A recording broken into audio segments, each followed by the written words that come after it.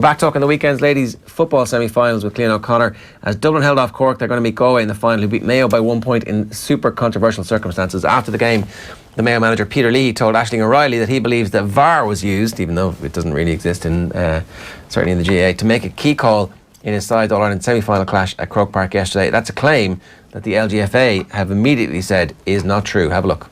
There was a very controversial decision there at the last with Rachel Kearns. The ref blew for a free, and then all of a sudden we seen in the crowd that it was a free out for Galway, and no one was sure what was going on really. Yeah, it was done from upstairs in the television booth. They were told through their ear that it was 2 hops, and I didn't realise that the LGFA had gone to VAR. So it's something that's, it's annoying. They'll deny that, but that's what happened. They'll say the umpire gave it. The umpire didn't give it. You didn't see with the umpire with his hand up, did you? No. So the umpire didn't give it. We seen the ref. He put his hand up for a free. Yeah. And then it was called for 2 hops. So that's actually. It came from upstairs, from the television. And will you push this? No, it's not the push. I'll be told slap in the wrist and shut up, and that's really what's going to happen. So there's no point. They'll just say the umpire said it, but the umpire didn't say it.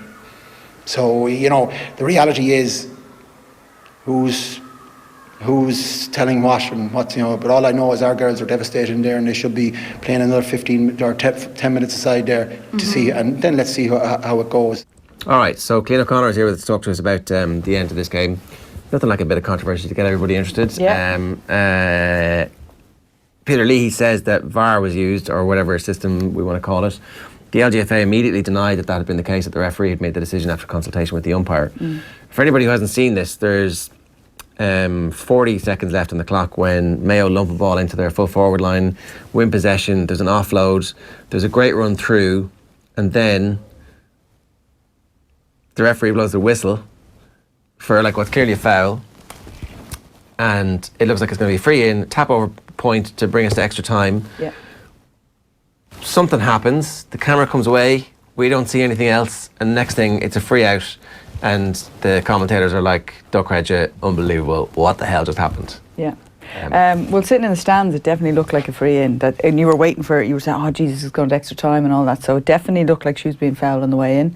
Now, I don't know, there was a bit of a delay whether he blew the whistle and then spoke to his umpires, and the umpires saw something he didn't, because the Mayo girl was being tackled by maybe 3 Galway players, so, and the referee was behind that. Obviously the umpire's on the line, maybe he saw it from a different angle, I'm not sure. Yeah. But there was definitely a change, I think, a change in decision. Because we couldn't see on TV if there was even a consultation between the umpire and the referee. You'd imagine that the director would come back to it if there was the consultation, and also the commentators, like I was watching on TV as well, the commentators were in the stadium, they would have been able to say, oh, what's going on here, or something like that. Yeah. So you'd imagine that there wasn't, and it would have been probably a prolonged enough chat, and it would have been noticeable to everybody in the stadium that it happened.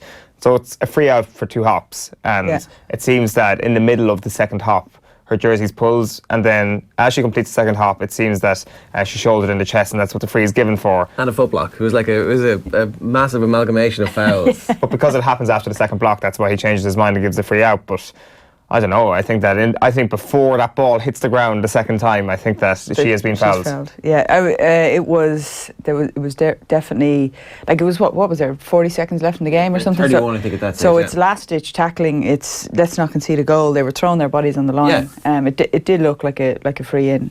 But I suppose it's a referee's decision on the pitch, and for whatever reason, whether he consulted or not, he decided to turn over. Yeah, and you've got to live with it and get on with it, but at the same time, it's fair enough to bring it up. Yeah. They shouldn't have been in that situation though, right?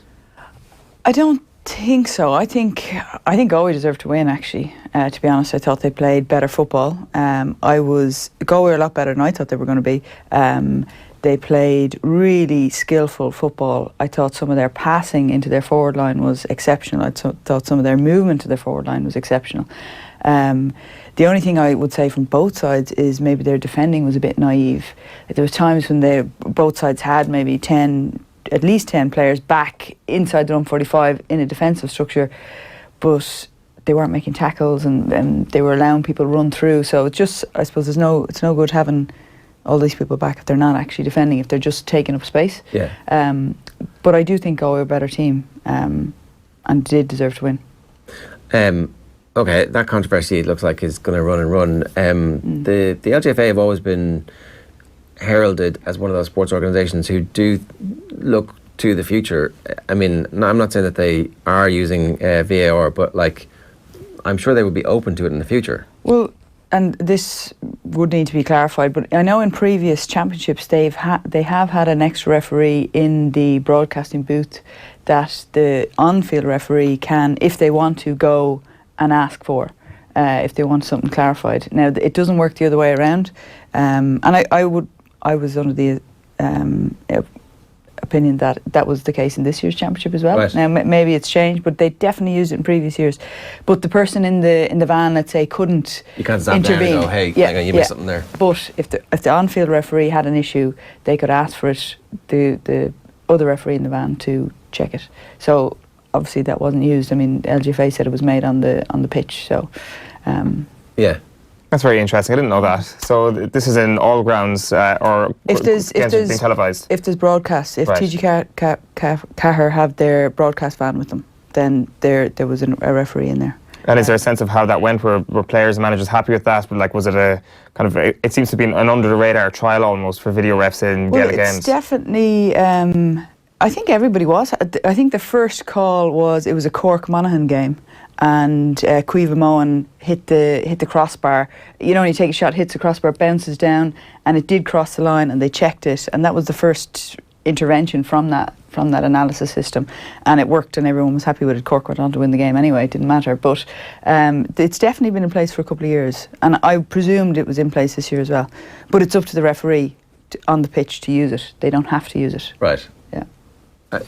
You know, progressive, taking advantage of the available technology to try and make the right decisions is the right thing to do. I think so. Let's talk a little bit about the Dubs, because 7 points all at half time, and I'm sure they were a little bit concerned at that stage. You'd imagine so.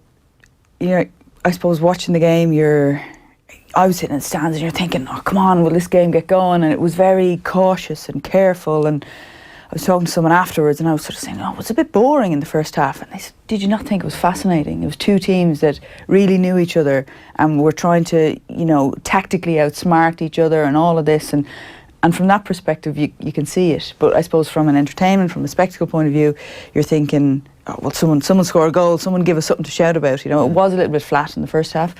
But you were never going to beat Cork with just the basics. There's always that little moment, that little injection that you need, and that came with the Cliodhna O'Connor goal and Siobhan McGrath's block or interception. I think it was Niamh Cotter going for a goal on the far end when Dublin were down to 14. Like, that was a decisive moment, I thought, because if Cork got that goal at that point, all of a sudden they're back in the game. It changes things altogether. Yeah, Cork had chances. There was that one. There was also the shot that just trickles wide of the right hand post. Yeah. So the Cork, you can never really discount them, as we know that for sure. So what we saw yesterday was those little chances. Dublin were getting those little tackles in. The shots were going wide, and they were converting when they needed to convert on the other side.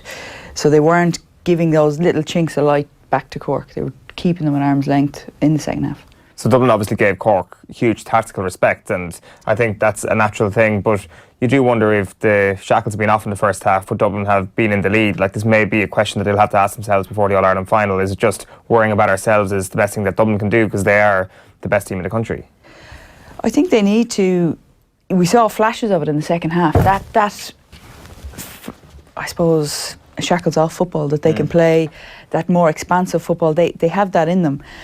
And sometimes I feel, and this goes for every team, you can be overcautious, and it was billed as this big game and big rivals, and you go into that mode of whoever makes the least mistakes will win the game, and which is great, and it's all game management and all that stuff, which is wonderful and very, very sports sciencey and everything. But sometimes I think that can stifle teams. I do think if Galway play their style of football, which is just go at them, run. I mean, you saw the Galway full back running straight up the pitch numerous times, just run and attack. But everybody knew she was going to do it because they were looking for her when she made those runs. Yeah, and you could see the Galway players, it's obviously their style. There was 3 or 4 of them all the time. Nobody was ever left isolated.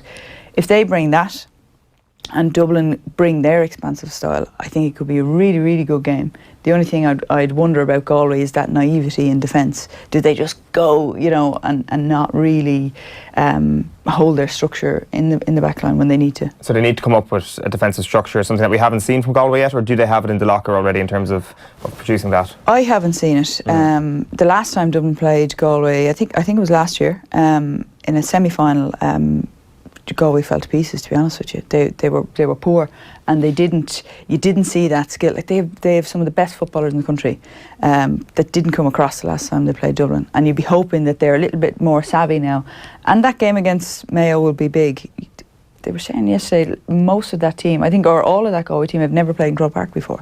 So that's a big sort of practice run, I suppose, for the final. Yeah, when we were talking last week, I was making the point that it looked like Dublin were stepping up into that sense of confidence that being All-Ireland champions gives you, but that wasn't the case in the first half against Cork. Was that just because it was such a big and has been such an important rivalry for them that got into their head a little bit, that now that's over, they should be able to go back to being free-flowing, more aggressive? I think they need to back themselves a little bit more. I think they were probably a bit overcautious. I think they were, and they were trying to do the right thing and trying to be careful. They're at their best when they just play and they go at the opposition. Their defensive line, I believe, is good enough. They've good enough one-on-one markers. Like Ava Rutledge was fantastic yesterday. A new addition to the back line. Eve Collins is always brilliant. So they have people who can hold their own back there. They don't need to be too defensive. I think they can be more aggressive and bring a bit more impetus to their play. And I think it's a better spectacle anyway. For us being selfish, wanting to watch something good, I think it's a better spectacle. You can see that happens with loads of great teams. Like it feels a little bit like it happened with the Dublin men's team over the last couple of years, that this year in the semi-final they were more happy to go out and just swat teams aside in a way that, like, there was definitely a containment. Post Donegal, there was a period where Dublin wouldn't kill you in the big games, and it didn't look like they were interested in killing you. They were just going to beat you death by 1,000 cuts.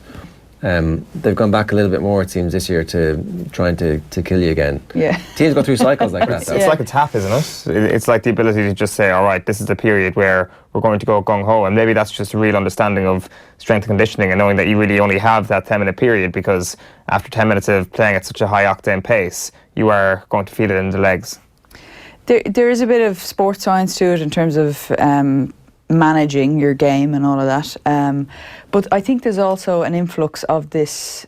I suppose it's the stats, it's the performance analysis piece. It's this, like, you hear people talking about all the time, game management. So knowing when, if we hold the ball here and we're ahead and we slow the game down and we suck the life out of the game, it gives the opposition less chance to score. We're in control and controlling the pace of the game. And you see that in terms of the good teams, and Dublin men do it very well, being able to change the tempos, but also understanding, right, in this, we're on top now, here's the 10 minutes to go for the jugular, and that's when they score their 1-2 or their 2-3 or whatever it is that they score. And then it's back to, well, let's control it again, because we don't want to do all that work, get ahead, and then keep going frantically, start making errors, give the opposition the ball, and all of a sudden we've lost the good work. So it's all about controlling the games, which is great and it makes sense and all that. But then sometimes if you don't fully understand and you're not fully aware on the pitch about when the momentum is shifting, it can turn into that very kind of controlled and conformed type of play for too long, for the whole time, and you never actually you miss the moment when it was your chance. Exactly. Or you don't have that confidence and creativity to say, oh, look, there's a little gap, I'm going to go. You play the safe one all the time, and the really good players and the really good teams, they have that ability to, okay, we're playing it safe, we're playing it safe, now I'm going, because they just don't think about it, they just see it and they go. It felt like last year the Dublin, back to the women's team, had that they were far more in control of games, but also they had the scoring blitzes where they would just kill teams, and that would come quickly in games. This year they're maybe a little bit. This year's team maybe isn't as good as last year's team. I don't think I'd say that. Maybe it's just the game against Cork. I mean, it was a massive, massive game for them psychologically in many ways, and I don't think they felt like they've performed particularly well to date. I mean, they were beaten by Cork twice in the league. Once in the round robins in the semi-final. Their run up to the semi-final there wasn't against wonderful opposition, so they didn't really get to test themselves. So they had to be sure. They had to be absolutely sure. Even, I mean, the decision with Nicole Owens, she's been coming back from injury. They started her. She came off after 2 minutes. Like, that's a risky call. So you don't do that unless you think, oh God, you know, we might need her, or, you know, if they thought that was a done deal that game, they probably wouldn't have started her, you know. Is there any way this isn't a men's women's double for Dublin this year? It's hard to see anything else really. I would hope that Galway brings something different, something that we haven't seen. I would hope they're a little bit more savvy, because I do think they have the football ability to make it a really good final. I do think they have the football ability to challenge Dublin. It's just whether they have the, what way would you put it, the performance capacity on the big day. That would be the piece I wonder, are they missing?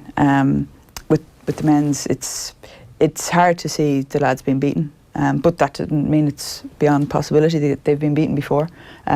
So why not? Like. Cliodhna, good stuff. Thanks very much for joining us this morning.